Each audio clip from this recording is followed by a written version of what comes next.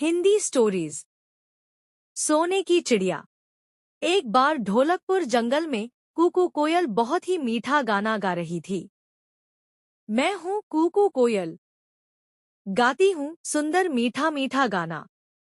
तुम सब भी सुनकर आ जाना, आ जाना, आ जाना। उसकी आवाज दूर दूर तक सबको सुनाई दे रही थी। तभी उसकी आवाज सुनकर एक जादूगर वहां आता है और उससे कहता है, वाह कूकू कोयल, तुम्हारी आवाज तो बहुत मीठी है, बिल्कुल खरा सोना है। सोना? हाँ। तभी जादूगर आब्रा का डाबरा बोलता और कूकू कोयल से कहता है, तुम अब से जब भी गाना गाओगी और गाते समय अगर तुम्हारे मुंह से एक भी बूंद पानी की नीचे गिर गई तो वो बूंद सोने में बदल जाएगी। लेकिन तुम्हें एक बात का हमेशा ख्याल रखना होगा कि तुम कभी ऐसे लोगों के सामने नहीं गाना जो तुमको किसी भी तरह से नुकसान पहुंचाएं। ऐसा बोलने के बाद जादूगर वहां से चला जाता है। इधर कूकू कोयल फिर से गाना गाने लगती है। तभी वहां पर चंपा लोमड़ी आती है और वो कूकू कोयल का गाना सुनने लगती है। गाना गाते गाते कूकू कोयल के मुहर से पानी गिरता है। पानी के नीचे गिरते ही वो सोने में बदल जाता है।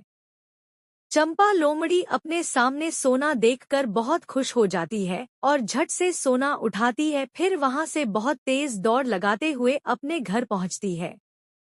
इधर कूकू कोयल गाना गाती रहती है। तभी वहां पर एक शिकारी आता है। शिकारी पेड़ के नीचे बैठकर कूकू कोयल का गाना सुनने लगता है। कूकू कोयल गाना गा ही रही थी कि फिर से उसके मुहर से पानी नीचे गिरता है।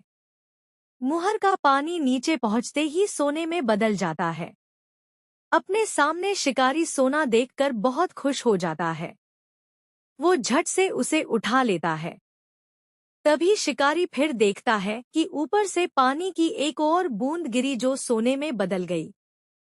शिकारी फिर खुश होता है और उसे भी अपने पास रख लेता है। ऐसे करते हुए कई बूंदें ऊपर से नीचे गिरती है जो सोने में बदलती जाती है। शिकारी मन में सोचता कि शायद आसमान से सोने की बारिश हो रही है और ये सोचते हुए वो एक एक करके सोना उठाता जाता है। तभी शिकारी की नजर गाना गा रही कूकू कोयल पर जाती है और वो देखता है कि ये सोने वाला पानी तो कूकू कोयल के मुहर से निकल रहा।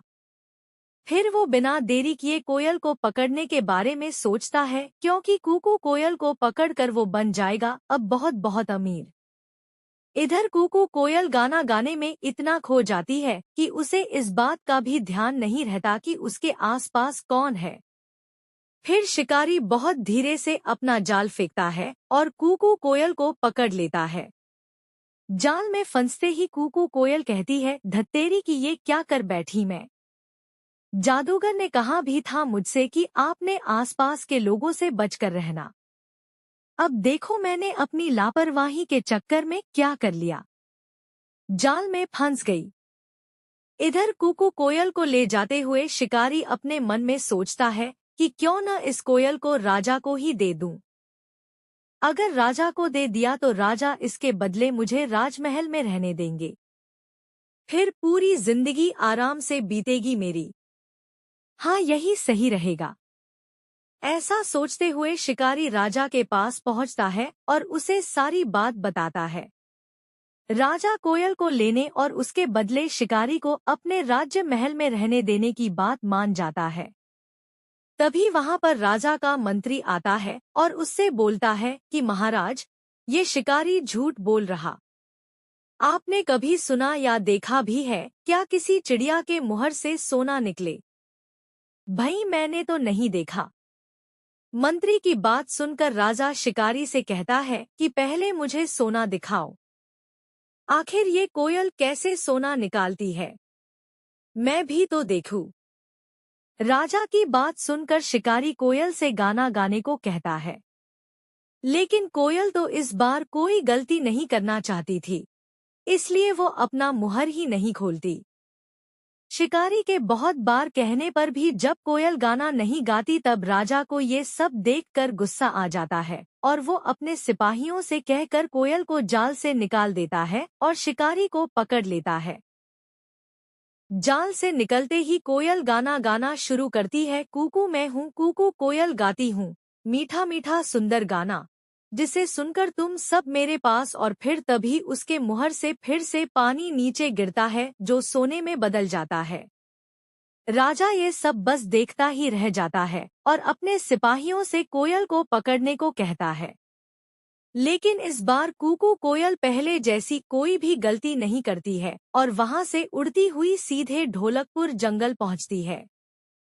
इस कहानी से हमें यह सीख मिलती है कि हमें हमेशा अपने बड़ों की बात माननी चाहिए, साथ ही हमेशा सतर्क भी रहना चाहिए।